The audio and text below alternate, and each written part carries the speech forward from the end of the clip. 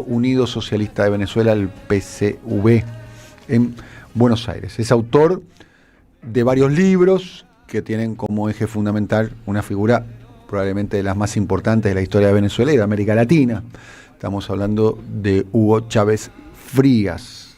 Chávez, el hombre que desafió la historia, quien inventó a Chávez, y además del libro Venezuela 10 años después, dilemas de la revolución bolivariana. Modesto, primero, muchísimas gracias por venir. Un gusto tenerte aquí en el programa.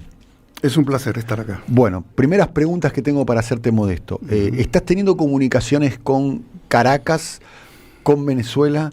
¿Qué es lo que te están diciendo a propósito de la situación actual después de los hechos del 3 de enero? Desde el 3 de enero a las 2:45 aproximadamente, que me despertaron con una llamada que yo no escuchaba y siguió hasta que me despertaron. No he podido dejar de tener relaciones telefónicas con una decena o docena de personas, todos relacionados con la política, algunos con la vida oficial de funcionarios, la mayoría no, la mayoría son dirigentes políticos o dirigentes sociales, sindicales sobre todo, que tienen mucha actividad en barrios, o viejos militantes que están en barrios y que sirven como testeo, como termómetro del estado de situación, ese que todavía no aparece en una encuesta, en ninguna encuesta. Hay un estudio hecho por The Economist, lo publicó hoy, The Economist creo que lo publicó hoy o ayer, me lo mandaron hoy. No sé si es un estudio o es una apreciación sobre datos sueltos. Yo publiqué en el diario Tiempo Argentino acá una apreciación sobre datos sueltos del estado de situación de la gente, cómo percibió la gente el ataque imperial. ¿Y cuál fue el resultado? El resultado es malo, lamentable. Trágico no, porque ya la tragedia pasó, murieron más de 150 personas. 150 es el número. Sí, más de 150. Más de 150. Sí. No es el número que se venía... No, primero fue 30, después fue 40, después fue 80, después fue 100. Correcto. Después fue 120. Sí. La primera persona que dice que hubo más de 150, que yo escucho, sos vos, ¿eh? Sí, es la suma de lo que declaró Diosdado Cabello en nombre del gobierno y lo que no suma, porque no hay forma de reconocer los cuerpos. Bien. Algunos cuerpos fueron despedazados. Mutilados. Despedazados. Bien. No hay forma de reconocerlos. Quiero preguntarte, estamos con Modesto Emilio Guerrero, periodista venezolano que vive acá en Argentina, biógrafo de Chávez. ¿Qué pasó el 3 de enero? Hubo un asalto imperial a un gobierno que le facilitó la tarea, pero no de manera consciente o propositiva. Se la facilitó el estado de situación interna y se la facilitaron también los amigos, entre comillas, externos. Ni Rusia ni China quisieron hacer algo más de ir a la mesa del Consejo de Seguridad, donde nada se resuelve, salvo para los 5 dueños del Consejo de Seguridad. Ellos se replegaron ahí y se escondieron ahí. Rusia y China, los amigos, el que armó a Venezuela desde el año 2007, Rusia, y el que le compra la mayor cantidad de petróleo y estaba poniendo inestable al sistema imperial del dólar norteamericano. Y los otros amigos latinoamericanos, socios, amigos, compadres, que serían Lula, México y Colombia, los 3 países más fuertes de América Latina, hicieron lo que no se debe hacer con un amigo. Lula primero le impidió entrar a los BRICS. Con los BRICS hubiera sido muy difícil a Estados Unidos hacer lo que hizo de la manera como lo hizo. Hubieran hecho otra cosa, pero eso no lo pueden hacer con un país de los BRICS. No puedes imaginar a Estados Unidos invadiendo o haciendo esta locura en un país de los BRICS hoy. Recordemos, pongamos en autos a la audiencia, es que primero Lula no reconoce el triunfo de julio. Correcto. Del año 24. Del año 24 de Nicolás Maduro, que es una elección que fue muy objetada en el amplio sentido de la palabra objetada, por un lado, y por otro lado veta el ingreso a los... Son las dos medidas. Lo primero, podemos concederle a Lula su derecho de opinión, como Petro tuvo el derecho de opinión de 2 derechos de opinión. 1, creer que hubo fraude o algo parecido a un fraude, dijo él, y 2, que él opina que en Venezuela no hay democracia. También es un derecho de opinión. Yo en la opinión no me meto, porque es un derecho sagrado de la gente, sobre todo en política. ¿Vos crees que Lula, al vetar el ingreso de Venezuela a BRIC, la liberó, la dejó, la abandonó? La debilitó, porque primero, Brasil es la séptima potencia del planeta. Es un país. Y es la potencia regional. Es la potencia regional. Estados Unidos se va a cuidar mucho de tocar si Lula está al lado de Venezuela o de cualquier otro país, sea Bolivia, cualquiera. 2. México hizo las declaraciones clásicas de un país que tiene como doctrina una diplomacia sagrada y de oro. La doctrina Estrada, ¿no? Correcto. Sagrada y de oro, pero es inútil. Claro. Para casos así es inútil. Bueno, a Cuba le ha servido a lo largo de la historia, ¿no? Desde el año 62 le ha servido, porque junto con la doctrina... Es el único país, hay que decir México, y que, ¿no? que se opuso a la expulsión de Cuba y de la OEA, ¿no? Históricamente. Y es una cosa, el otro día lo decía Claudia, es una cosa que México incluso ha sostenido a lo largo de la historia, incluso con gobiernos como el de Fox, ¿no? Con el famoso es doctrina come si te vas, ¿no? El famoso come si te vas con Fidel Castro, ¿no? Es doctrina de Estado como en Brasil. Bueno, pero México dejó sola a Venezuela, porque con una declaración, con el peso de México en la economía norteamericana, cuando critico a alguien en funciones de gobierno, yo me pongo en su lugar para preguntarme qué haría yo en su lugar. Claro. Bueno, yo no habría hecho lo que Claudia... Pero no estás en ese lugar. No estoy, pero bueno, es el derecho a opinar, de construcción de opinión. Sheinbaum, ¿qué hizo? Dijo, está mal si lo hacen. ¿Qué significa eso? Háganlo, pero está mal. ¿Okay? Esto hablaste también de la situación interna, como unos factores que... Sí, y la tercera es Petro.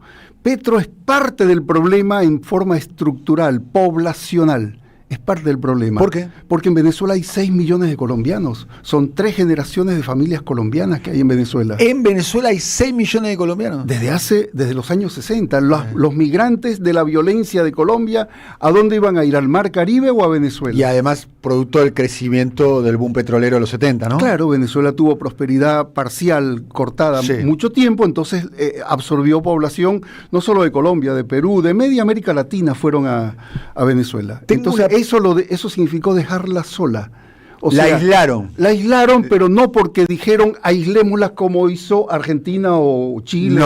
No, la dejaron sola. O sea, no hicieron nada para respaldar, para impedir un ataque que ellos sabían, porque media planeta sabía que iban a atacar. Bien, pregunto, ¿vos te imaginabas una operación militar de estas características o te sorprendiste el 3 de enero? De estas características no, porque eso es imposible salvo que tengas una novia en la CIA. Pero sí dije a una radio española que me entrevistó hace 20 días que era inevitable el ataque.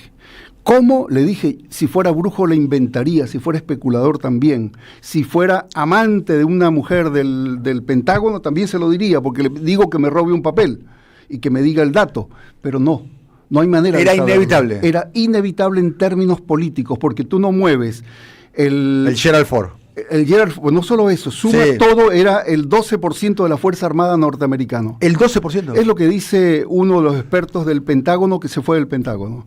El 12% del aparato militar... Uno ve lo que fue en la madrugada del 3 de enero, 150 aviones. Ni en Irak. 150 aviones a la vez, ¿no? Sí. Ocupando el espacio aéreo. Pero los F-15, F-18. Pero con un detalle, es la primera guerra algorítmica en práctica, en experimentación. ¿Qué es una guerra algorítmica? Que se hace todo mediante algoritmos, por eso pudieron entrar sin que los detectaran. Además de que hubo un traidor que ordenó apagar algunos circuitos, sin ese traidor hubieran entrado igual. Otra cosa no había escuchado, ¿no? Y sí. Sí que. El general Esteban, ahora olvidé el apellido. ¿Hubo traición? Hubo una entrega o una facilitación, si quieres ponerlo con cuidado. Ese general está destituido por Delcy Rodríguez, no fue procesado, es un grave error, no se puede no procesar a un general que entregó a un presidente. Bien, es un tema muy sensible. Sí, entregar, bueno. Porque la gran pregunta que subyace acá es, ¿hubo traición o no hubo traición? De ese general seguro. Ayer conversábamos con Breno Alman y Breno Alman nos dijo a nosotros, seguramente hubo una traición operativa, pero no hubo una traición política. Bueno, esta es la traición operativa, la del general Que estaba a cargo de la custodia, ¿no? A cargo del grupo de la custodia, el único que podía saber en qué momento iba al baño, abrían la puerta, cerraban la puerta, estaba Concilia o no estaba Concilia, el único. El único que podía saber cuándo estaban prestas las armas para defenderlo o cuándo estaban fuera de A acción. juzgar por la actitud que ha tenido Delcy Rodríguez desde un primer momento, que fue la primera voz del chavismo diciendo le pedimos que haya una prueba de vida sobre el presidente Nicolás Maduro, a juzgar por la actitud que ha tenido Diosdado Cabello, Vladimir Padrino López y demás, como para definir a las personas más importantes Y Jorge. del chavismo, y de Jorge Rodríguez hijo, que es el hermano de Delcy, el presidente de la Asamblea Nacional, todos primero reconociendo que el presidente es Maduro, Sí, que fue secuestrado, sí. que es un prisionero de guerra, y reclamando su libertad. O sea, Sí. a priori la traición política no se ve. No se ve. Yo me corregí en eso porque el problema de este conflicto en Venezuela es que al no haber participado el actor social, al haber estado vaciado de pueblo o actor social, llámelos como lo llames al sujeto, pero un conflicto nacional sin actor social es un conflicto de aparatos. El aparato militar imperial contra el aparato de gobierno de Miraflores. ¿Por qué no aparece esto el actor Bien, social? ahí está el secreto de por qué las cosas se dieron como se dieron y sobre todo por qué se creó desde la madrugada del día 3 una espesa bruma maloliente a nivel internacional de creación de libretos, de guiones, de infundios, de confusiones, de teorías conspirativas. ¿Cuáles fueron esos infundios, esos libretos, esas confusiones, esas teorías conspirativas? El Telegraph de Londres, por ejemplo, armó con otros diarios que le hicieron la coordinación una teoría según la cual Delcy Rodríguez en persona lo entregó. ¿Ok? Y eso salió en varios programas de YouTube. ¿Vos eso no lo crees? No lo creo. Lo creí en un primer momento cuando las piezas no cuadraban, porque era muy sencilla la cuenta, por sentido común, pero luego completé la información y cambié. Si habían 5 y hay 4, y el quinto que está preso es el que salió, o sea, no está. Y los otros 4 gobiernan. ¿Cómo explicas que gobiernan los 4? Bueno, luego se supo que hay un pacto que viene desde Grenell un año atrás, y que ese pacto... Vamos a parar un segundito, vamos a poner en autos a la gente. Richard Grenell es el enviado especial. El enviado especial de Donald Trump en grandes misiones diplomáticas, entre los cuales estaba Venezuela.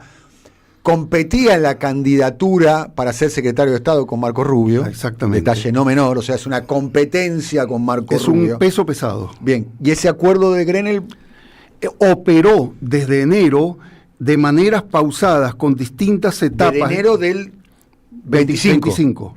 Cuando él fue a Caracas. Se reunió largamente con Maduro y en parte con Jorge, porque Jorge es el operador diplomático. No hay una separación absoluta entre Iván Gil, canciller, y las funciones que cumple Jorge. Jorge es una de las personalidades más competentes, capaces políticamente del gobierno. Entonces, Jorge Rodríguez, el hermano de Delcy. Hermano de Delcy. Psiquiatra de profesión. Psiquiatra, es una de las personas más formadas, entonces tiene la capacidad diplomática de un parlamentario para negociar, maneja idiomas y eso no lo logra, no lo tiene casi ninguno en el gobierno. Igual que Delcy, ¿no? Francés, inglés perfecto, Delcy, ¿no? Francés, inglés no. Bueno, y entonces Jorge manejó mucho de esa negociación, pero con Grenell, Maduro abrió un canal de negociaciones múltiples, variadas, combinadas de todo tipo, que tardaron un año. El problema es que ahí cometieron un grave error. Por eso yo no creo que lo hayan entregado en el término policial, en el sentido policial del término, o negativo del término. Lo dejaron o quedó en algún momento de las negociaciones, porque fue con Grenell como se abrió, pero se multiplicaron con un personaje llamado Stephen Miller, que dejó a Steve Bannon a la izquierda, Bannon y Trump en este momento son la izquierda de Stephen Miller, que junto con Rubio armaron, diseñaron y operaron toda la operación Venezuela, operación chavismo. Descubrí un poco el perfil de Stephen Miller. Hasta donde yo sé, Stephen Miller es el segundo de la Secretaría de Estado, ¿no? El segundo, es el asesor principal de Donald Trump en la oficina oval. El hombre que más que pesa más, que tiene más opinión pesada en la oficina oval. No es fuera. un halcón, es alguien Es de ultraderecha al lado de Trump. Es exactamente. Está a la derecha de Bannon y está a la de derecha Trump. de Marco Rubio. Correcto. Imagínate lo que será. Es un supremacista, es un guerrerista y es el tipo autor de la concepción, guión frase, que es: somos un Estado canalla, tenemos que serlo. Modesto, la situación del gobierno de Venezuela ante el 3 de enero, ¿cuál era? Hablaste de como uno de los factores que posibilitó que caiga Maduro, hablaste que faltó el actor social Correcto. Puebla, entonces... Al faltar el actor social, se crea un problema. Uno, la conspiradera, la especuladera y las falsificaciones. Dos, se crean dudas sobre la actuación del gobierno en general, con Maduro y sin Maduro, con Delcy al frente, con Delcy y los otros tres. Se crean dudas. Pero cuando sí falta actor social es que perdió capacidad de movilización. El pueblo popular. no salió. Hay una encuesta, hay un titular de hoy, de ayer, de The Economist, dice basado en un estudio social. Sí. Eso lo podemos dejar en interrogación. Pero yo hice consultas a 37 amigos, camaradas, compañeros y familiares, 37, que le hicieron consultas a sus familiares, amigos, novias, esposas, maridos, o sea, puede llegar a ser 100 y pico. Esos son indicios, no son encuestas, no es una demostración de evidencia. ¿De qué era la consulta? Pero son indicios, que a la gente le importa un carajo. Mira. A la gente común, incluido el chavismo. ¿A qué quiere decir le importa un carajo? No me Traduce. es un problema de Maduro, que se arregle Maduro, ¿se entiende? Una parte. Otra parte opina de manera directa.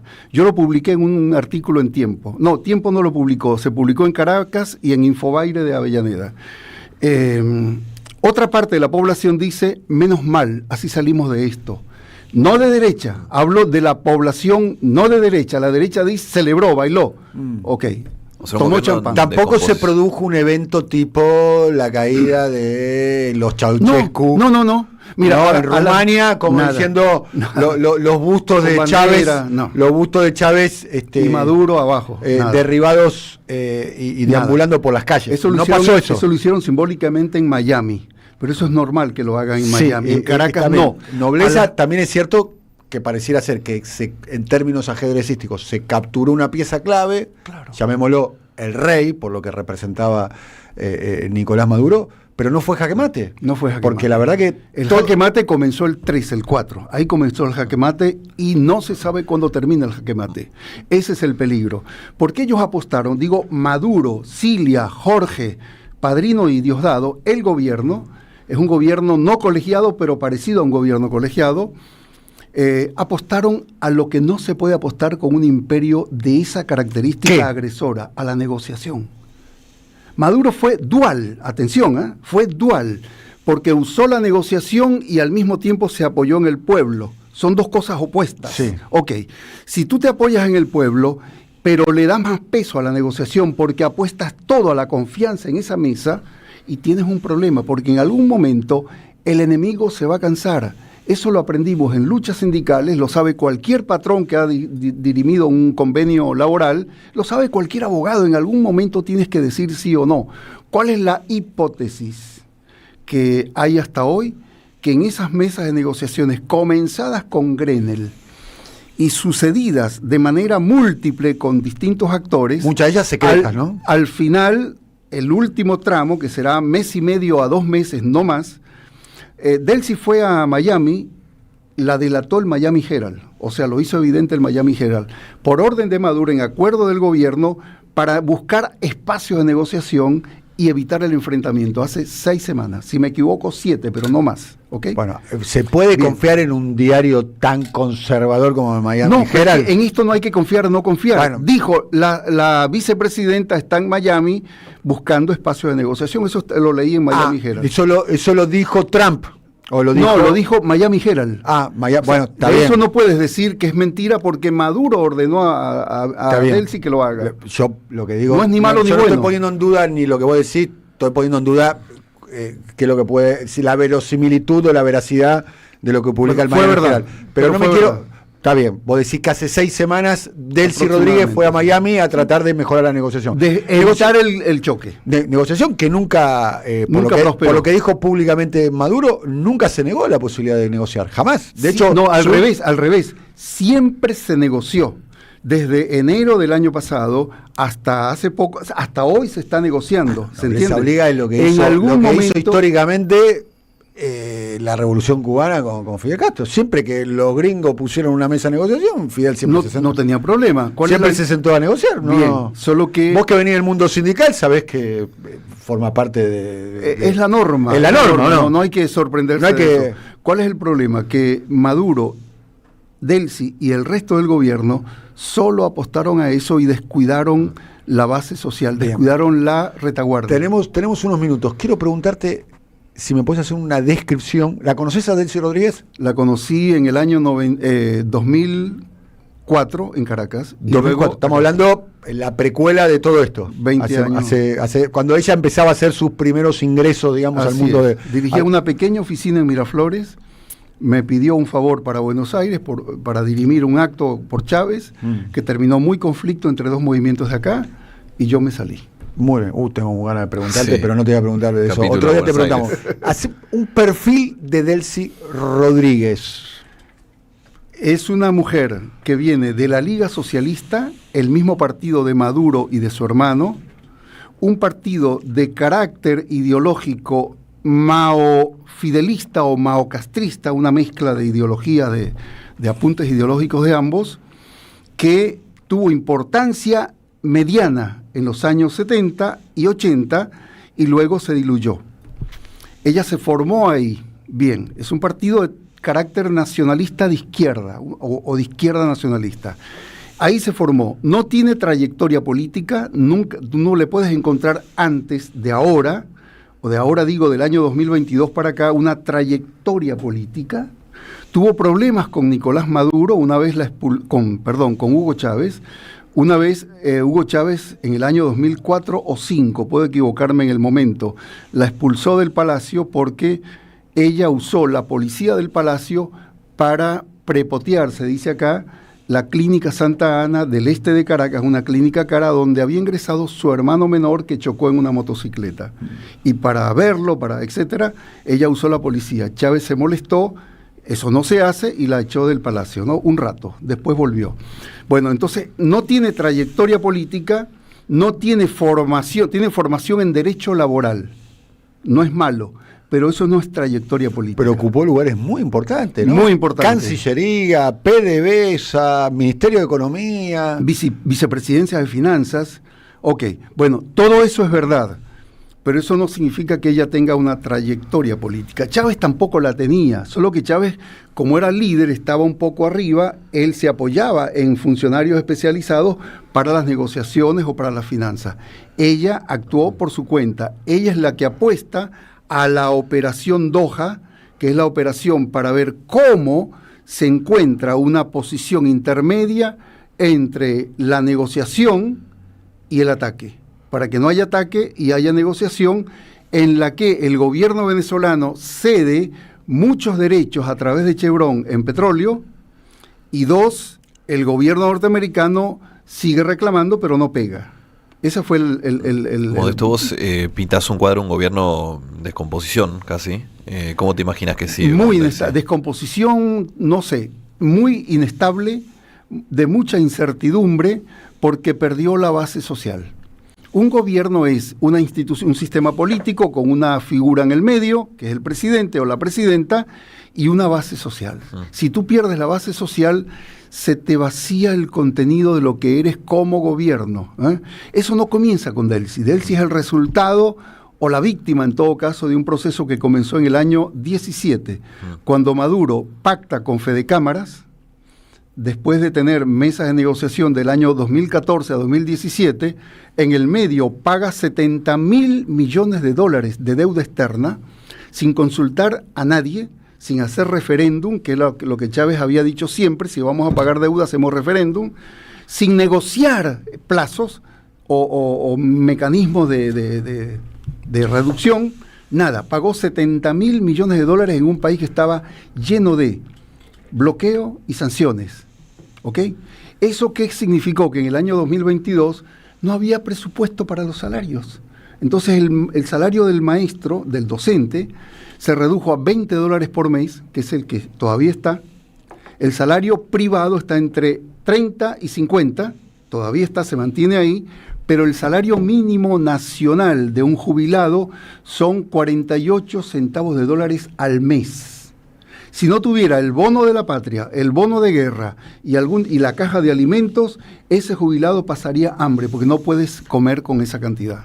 Estamos hablando acá con muchos mensajes, están llegando, mucha gente que está escuchando el programa, que lo está siguiendo. Agradecemos mucho a los integrantes de la comunidad de Siempre Soy, de la radio, que están acompañando. Ayer también hicimos una entrevista, creo yo, muy a la altura, o tratamos de estar a la altura, con Breno Alman, analizando el impacto regional, ¿no? Porque lo que ocurrió el 3 de enero, para mí, Modesto, es un episodio parteaguas. Es más importante que Venezuela.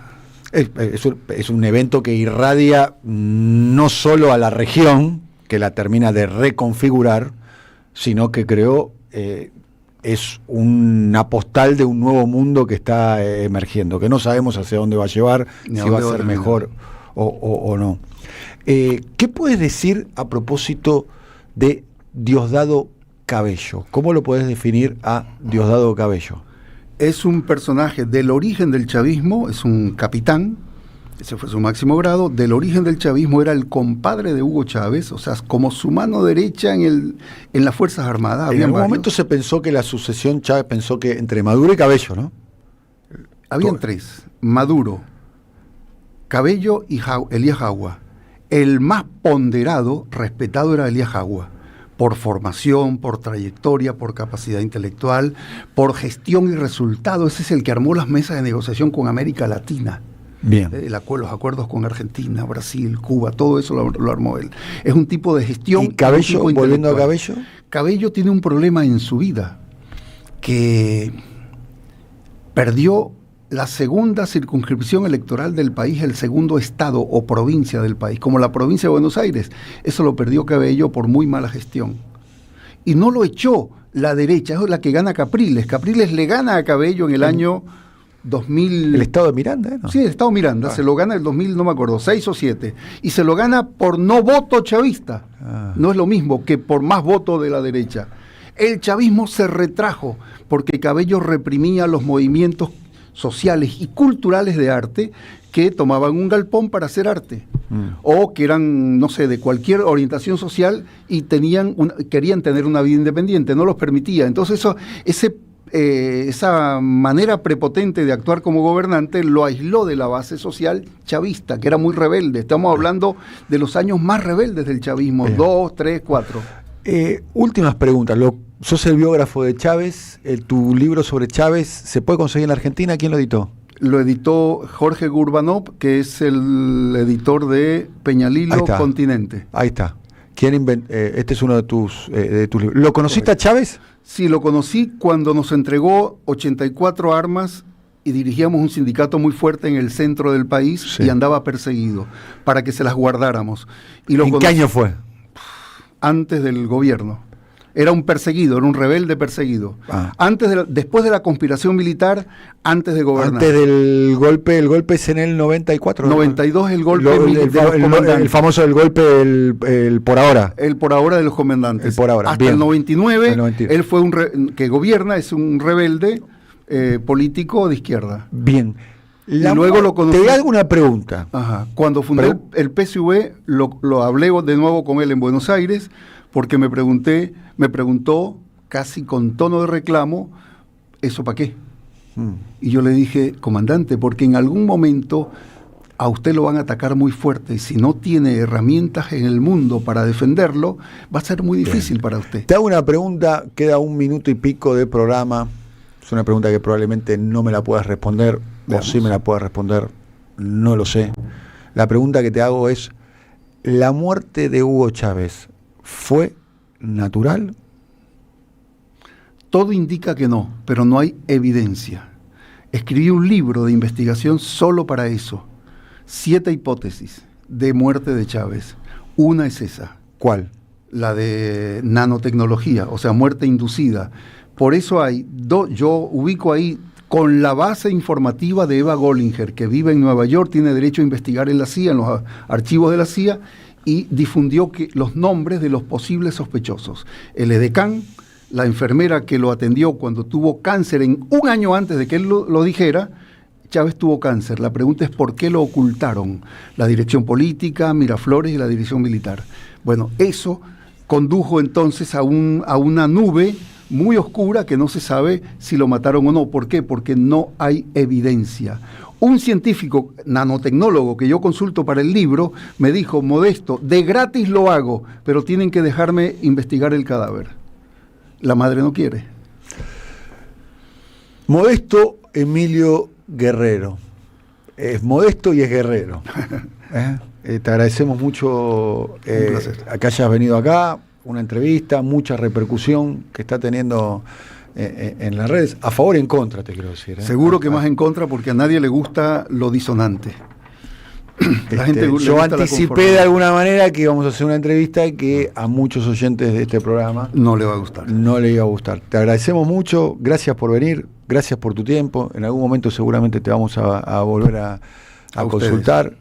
Se puede coincidir o no con lo que dijo Modesto, claramente estamos abiertas a la polémica, el debate, pero creo que es un testimonio que tiene muchas cosas valiosas para poder escuchar y también para poder debatir. Modesto, de veras, muchas gracias. Querido Juan, muchas gracias. Nos estamos yendo, gracias a Gianfranco Maceo, a Ariel Pinus, a Lucas Román, a Melina Muñoz, que estuvo en el streaming, y en las redes Maga López Arriazu, Nicolás Paso y Mora